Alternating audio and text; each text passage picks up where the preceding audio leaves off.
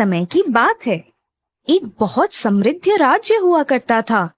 उस राज्य के राजा को 5 पुत्र थे। पांचों राजकुमार विद्वता के साथ साथ सारे शस्त्र एवं कलाओं में निपुण थे और राजकुमारों में आपस में बहुत ही स्नेह था। हर कोई एक दूसरे की खुशी के लिए लड़ने को भी तैयार रहते थे।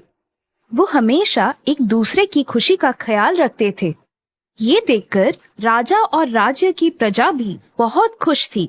एक दिन ज्येष्ठ राजकुमार एल्बर्ट अपने कुछ सिपाहियों के साथ जंगल में सैर करने के लिए निकल पड़ा। पूरा दिन बीत गया लेकिन एल्बर्ट वापस नहीं आया। राजा रानी इस बात को लेकर चिंतित थे। अगले दिन एल्बर्ट के साथ गए सिपाही डर के मारे राजमहल वापस आए और राजा से, महाराज की जय हो। महाराज, जंगल में सैर करते वक्त राजकुमार बहुत आगे निकल गए। हमने उन्हें ढूंढने की हर वो कोशिश की लेकिन हम उन्हें ढूंढ नहीं पाए महाराज। सिपाहियों की बात सुनकर राजा चिंतित हो गए। उन्हें कुछ सूझ नहीं रहा था। तभी राजा का दूसरा बेटा कैस्पियन आगे आया और राजा से, पिताजी, आप चिंता मत कीजिए, मैं अपने बड़े भाइयों को खोजकर जरूर लाऊंगा।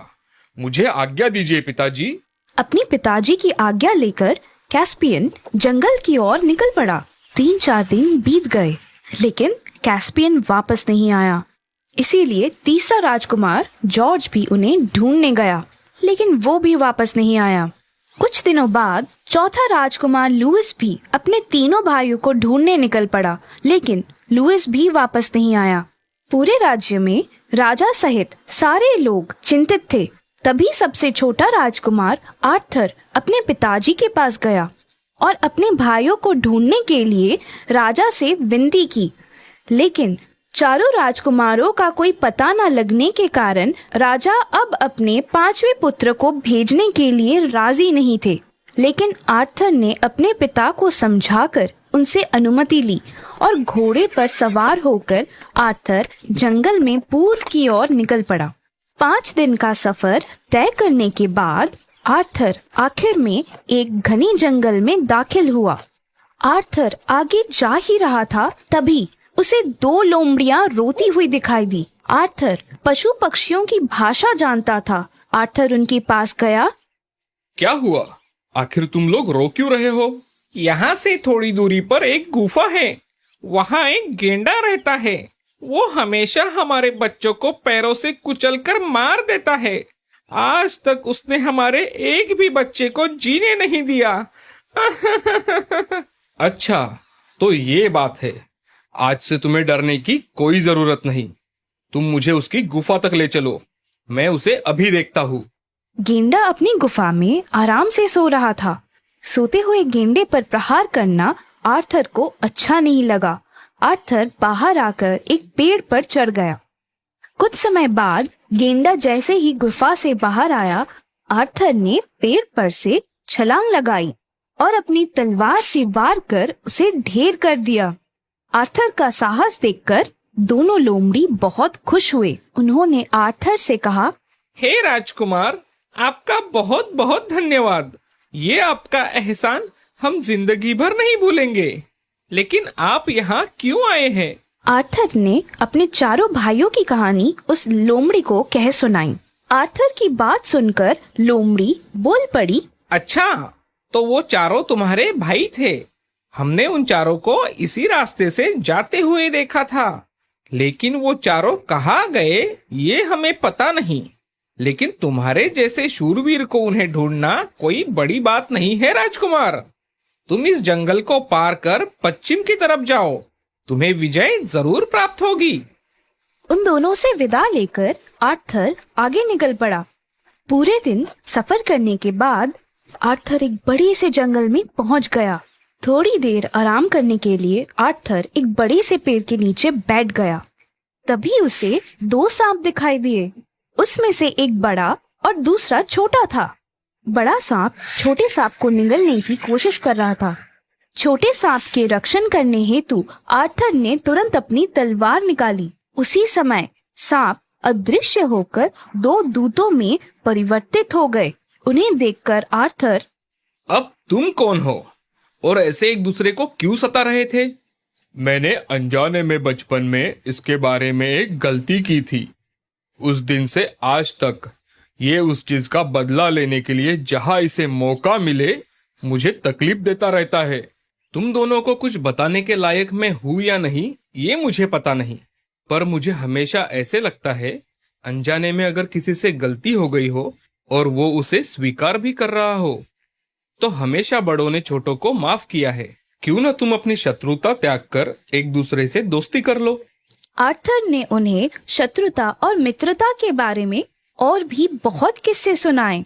आर्थर की बातें सुनकर दोनों दूत समझ गए और आर्थर से, हे राजकुमार, हम दोनों बहुत ही पुराने दुश्मन थे, लेकिन तुमने अब हमें एक दूसरे का मित्र बना दिया। तुम्हारा ये एहसान हम कभी नहीं भूलेंगे। अगर तुम्हें हमारी ओर से कोई भी सहायता की जरूरत हो तो हमें जरूर बताओ राजकुमार। राजकुमार ने उन दूतों को अपने भाइयों के बारे में बताया। आर्थर की सारी बातें सुनकर दूतों ने आर्थर से कहा, राजकुमार, तुम यहाँ से सीधे पूरब की ओर चलते जाओ। कुछ ही दूरी पर तुम्हें एक तालाब दिखाई देगा और आगे क्या करना है ये सब तुम्हें उस तालाब के पास जाते ही अपने आप समझ आ जाएगा। और हाँ, तुम अपने काम में अवश्य विजयी होंगे। दोनों दूत आर्थर को आशीर्वाद देकर वहां से गायब हो गए। दूतों के कहे अनुसार आर्थर उस ओर निकल पड़ा। कुछ दूरी तय करने के बाद आर्थर उस तालाब के पास पहुंच गया और थोड़ी देर आराम करने के लिए आर्थर उस तालाब के किनारे एक बड़े से पत्थर पर बैठ गया। तभी उस तालाब में हलचल होने लगी और कुछ ही पलों में उस तालाब में से एक सुंदर मत्स्य कन्या बाहर आई और आर्थर का हाथ पकड़कर उसे अपने साथ तालाब के अंदर ले गई।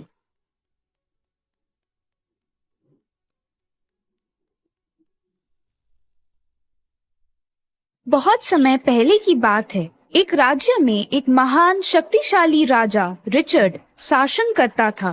राजा रिचर्ड बहुत ही क्रोधी एवं घमंडी थे। राजा रिचर्ड की एक बेटी थी जिसका नाम एलिजाबेथ था। उसको अपनी बेटी एलिजाबेथ पर बहुत गर्व था, जिसके ऊपर एक शाही परिवार में जन्मे लोगों की तरह एक जन्म चिन्ह था। एलिजाबेथ दिखने में बहुत ही सुंदर और नेक दिल थी। वो हमेशा दूसरों की मदद करती थी। एक दिन राजा रिचर्ड ने कहा, मेरी सुंदर बेटी, जल्द ही मैं तुम्हारी एक शाही परिवार में शादी कर दूंगा और तुम उस राज्य की रानी बन जाओगी और तुम मुझे बहुत गौरवान महसूस करवाओगी। पापा, मुझे शादी नहीं करनी है। ऐसा कहकर एलिजाबेथ अपने कमरे में चली जाती है। एलिजाबेथ उनके राज्य में एक साधारण लड़के एडन से प्यार करती थी। एडन बहुत गरीब था, लेकिन उसका मन बहुत साफ था और उसी वजह से एलिजाबेथ उससे प्यार करती थी। अपने पापा की बात सुनकर एलिजाबेथ छुपकर एडन से मिलने गई और उसने एडन से कहा, एडन, चलो हम शादी कर लेते हैं, नहीं तो पापा मेरी शादी कहीं और कर देंगे। ओह, लेकिन तुम्हारे पापा को पता चला तो वो हमें मार देंगे। तो क्या होगा, दोनों साथ में मर जाएंगे। एलिजाबेथ और एडन शादी कर लेते हैं और आखिरकार ये बात राजा को पता चल जाती है। राजा क्रोधित होकर, मेरी अपनी बेटी ने मेरे साथ धोखा किया। पहरेदारों, उनको पकड़कर अभी के अभी मेरे सामने पेश किया जाए। जो आज्ञा महाराज। पहरेदार एडन और एलिजाबेथ को पकड़कर राजा के सामने लेकर आता है। उन्हें देखकर राजा उन दोनों को बंदी बनाने को कहता है। एक दिन एलिजाबेथ एक पहरेदार से, तुम मेरे पास की सारी हीरो की अंगूठियां रख लो, लेकिन मुझे यहाँ से निकलने में मदद करो। राजकुमारी, अगर राजा को पता चला तो वो मुझे मार डालेंगे। लेकिन एलिजाबेथ की दी हुई अंगूठियों की कीमत पहरेदार के लिए बहुत थी, इसीलिए उसने एक खुफिया रास्ता बताकर एलिजाबेथ और एडन को भाग जाने में सहायता की। दूसरे दिन उनकी भागने की खबर राजा रिचर्ड को पता चली। वे गुस्से से बोले, मेरी बेटी ने मेरे साथ फिर धोखा किया। तभी राजा पूरे राज्य में ऐलान करता है कि जो उसकी बेटी को ढूंढ कर निकालेगा उन्हें राज्य का कुछ हिस्सा मिल जाएगा। इधर एलिजाबेथ और एडन दूसरे राज्य में जाकर रहने लगते हैं। एक साल बाद एलिजाबेथ एक प्यारी सी बच्ची को जन्म देती है। उसके हाथ पर भी शाही परिवार में जन्मे बच्चों की तरह एक वैसा ही जन्म चिन्ह था। एलिजाबेथ की बच्ची ईव अपनी माँ की तरह बहुत ही सुंदर थी। अब वो तीनों राज्य के साधारण लोगों जैसे जीवन बिता रहे थे और तीनों खुशी खुशी रहने लगे। अब कुछ साल बीत गए। ईव अब बड़ी हो गई थी। वो भी बड़ी होकर एक निडर योद्धा बन गई। इधर राजा रिचर्ड के राज्य में एक भय सा छा गया था। एक बहुत ही भयंकर दरिंदा था जो हर महीने आता और लोगों को आतंकित करता और उनके पास की मुर्गियां, भेड़े उठा ले जाता। तभी राजा रिचर्ड, एक ऐलान किया जाए, जो भी इस दरिंदे को ढूंढकर निकालेगा उसे बड़ा इनाम दिया जाएगा। कई सारे लोगों ने कोशिश की, लेकिन कोई भी उस शक्तिशाली दरिंदे से मुकाबला नहीं कर पाया। ऐसे ही दिन बीत रहे थे। राजा रिचर्ड के राज्य के लोगों को दरिंदे ने बहुत ही परेशान कर रखा था। अब राजा रिचर्ड भी बहुत ही परेशान हो गए। उनके पास का अब सारा धन भी समाप्त होने को आया था। एक दिन एक योद्धा रोनाल्ड घोड़े पर एलिजाबेथ और ईडन के गांव आया। लगता है राजा रिचर्ड का राज्य बहुत दूर है। मुझे कुछ समय के लिए यही आराम करना चाहिए। वो कुछ गडेरियों के पास गया और उन गडेरियों ने रोनाल्ड का बहुत अच्छे से स्वागत किया। हमारा खाना बहुत सादा है हुजूर। लेकिन रोनाल्ड के विनम्र और दोस्ताना व्यवहार ने उनको जल्द ही सहेज कर दिया। उसने चारों ओर देखा। चारों ओर की जमीन फूलों से पूरी तरह भरी हुई थी और ईव गडेरियों के साथ नाच रही थी। उसे ईव देखते ही बहुत पसंद आई।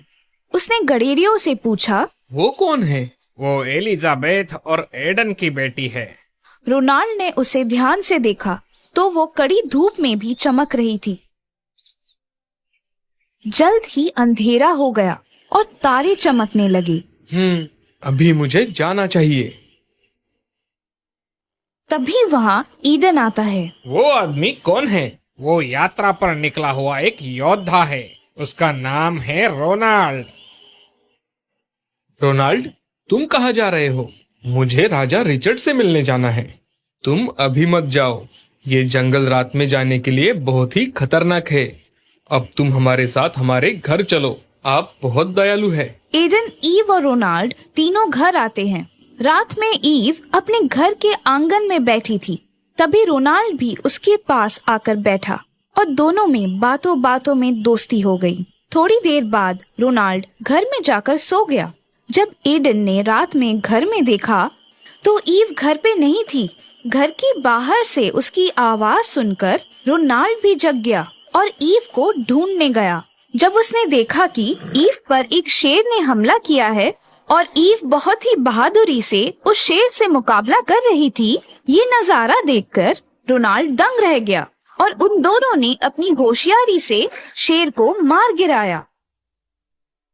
रोनाल्ड ईव को घर लेकर आया। उसे घर में देखकर एलिजाबेथ और ईडन बहुत खुश हो गए। तुम्हारा बहुत बहुत धन्यवाद रोनाल्ड।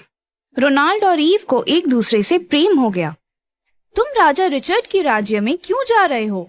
उस दरिंदे को ढूंढने और वहाँ के नागरिकों को उससे आजाद करने के लिए।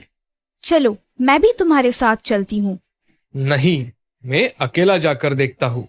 और हाँ, मैं तुम्हें वचन देता हूँ, मैं जरूर तुम्हारे पास वापस लौट आऊंगा। नहीं, मैं भी तुम्हारे साथ चलूंगी।